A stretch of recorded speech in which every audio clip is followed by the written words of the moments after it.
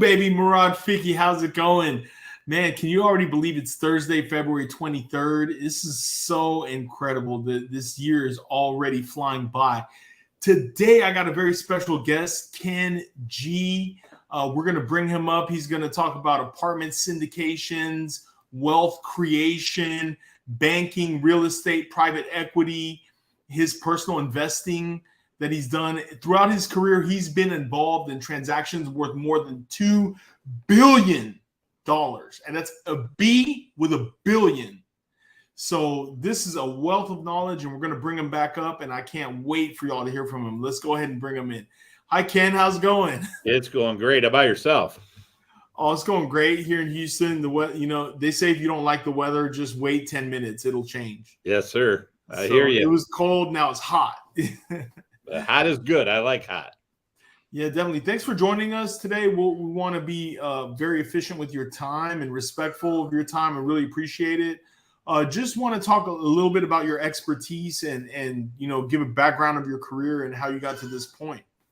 Yeah, sure. So I grew up in Toledo, Ohio, got my undergrad from University of Toledo, moved to Cleveland, started working for a bank as a commercial lender, and I went to school at night, got my master's degree from Case Western Reserve, and then went to work for Deloitte as a CPA. Spent 7 years there, did a lot of private equity work, a lot of M&A work, a lot of tax planning, all the fun stuff, if you could call anything CPAs do fun. But it was the fun side. It was the cerebral side of the business. I really enjoyed that. And it was then that I started investing in real estate and bought my first apartment building. And what did that do for you? Oh, my gosh. So what happened is a weird story. So I was a lot younger than I am today, about 25 plus years ago.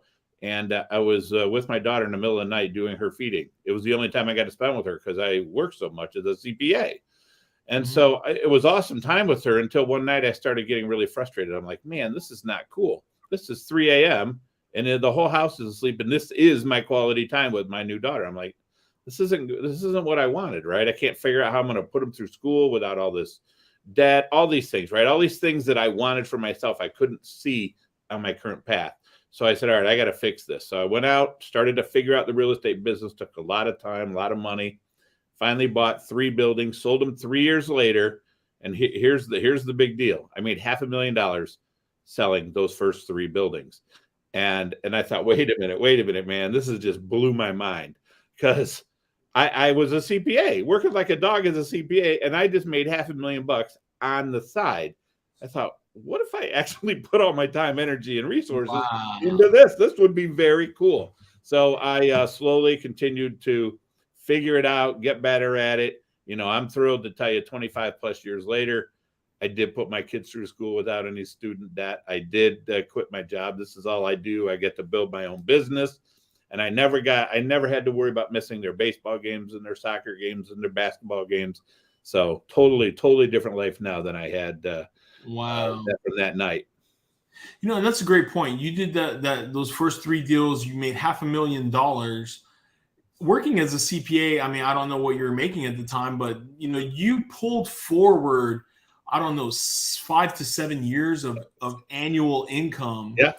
Just with those 3 deals. That's a very, very valid and instrumental point. Yeah. And more importantly, that was all capital gains. It wasn't ordinary income, so I paid half the tax. I think I did. I don't remember what the tax rates were back then, but think about that, man. That's a big deal. Wow. That's a big deal. Talk to us a little bit about private equity. What exactly does that entail, for the novice or someone who doesn't really understand private equity? Yeah, so I'll talk about it in its traditional sense, and then I'll apply it to real estate really quick. So private equity firms go out and raise money. The big ones raise them from institutions and retirement funds and things like that. They take that money, and then they go use that money to buy companies. Then they find a company in a particular line of business, and then they add on to it with more acquisitions, grow it to be bigger, and then sell it off to somebody else. That's how they make money. Now, we do very similar thing in real estate. We take other people's money, we go out, raise money, we raise a fund, we take that money then and go buy apartment buildings, make them better, make them cash flow better, make them more valuable, sell them. Our investors make a ton of money. Same exact scenario And so that, I just took it from the traditional private equity definition. It just overlaid that business model right into the real estate world. Wow. Love that. Love that. That is amazing. So where do you go from here? What are you looking to do now? What are you into? What is your current state of mind? And what are the investments that you're looking for? Is the world coming to an end because of the high interest rates, like they say in the news? No, the world's not coming to an end. So let me take one of these at a time. So what's my future? My future is going to continue to grow our company, to help people get started in this business, help investors, realize their financial dreams by doing what we do. I mean, we return, incredible results to our investors. So we actually are changing their lives. They're able to replace their earned income with passive income that we make for them so that they can become financially independent. So that's like the rewarding, super rewarding piece of what we do. And of course, we get paid along the way to do the same thing. Now, your second question, completely different topic, but the whole real estate thing or the interest rate thing, yes, rates are up. But I will tell you that if you're in the multifamily business, which we are, that's all we buy. So we buy nice apartment buildings in nice areas. And so if you think about it, what's the one thing that interest rates do to people? Makes it harder for them to buy a home. So we buy in high demand growth areas to begin with. When we couple that with higher interest rates, less people are buying homes. They're going to rent even more apartments, which makes it even easier for us to implement our business plan. So that's why I love multifamily. And that's how the high interest rate world actually translates for us into it makes it, I don't want to say easier. Business is never easy, but it makes it so that it supports our business model and our ability to make money. Outstanding. So how many units do you own currently? Yeah, we've never been a unit accumulator. Over the years, we've probably done 1,500 units. We currently own, 500 to 700, something like that. Our senior management team has managed probably more than 16,000 units over the years. Wow. We currently manage a couple thousand. So what we do is we buy the asset, similar to private equity. We buy the asset, we make it better, we improve the cash flow, we leave some for the next guy, and then we sell it to the next guy. And what's important about that is that means our investors make their investment, they get some cash flow while we hold the property. When it appreciates, we sell it, make money, return that money to them. So it goes full cycle. They get to ask themselves, okay, it's been 2 years, 3 years, 4 years, whatever. Do I want to do this again with Ken? And, most of the time the answer is yes, but I love returning that money to the investor because they know it's done, right? There's no, geez, did I make money? Geez, did he pull a fast one and let some new investor in and do some crazy, funky, wacky accounting stuff? Can't do that in my scenario because we buy it, we do it, we sell it, we give you back your money. What are your typical returns, your typical internal rate of return and returns that you give the investors once it's gone through the cycle? Yeah, it's a great question. So our entire track record is out on Riverside to look at. It's fully vetted by them. So our 25-year track record, the returns are all over the map. We shoot for 15% annual return overall. The last 3 deals, we returned 22%, 30%, and 36%, I think it was, annual return to the investment.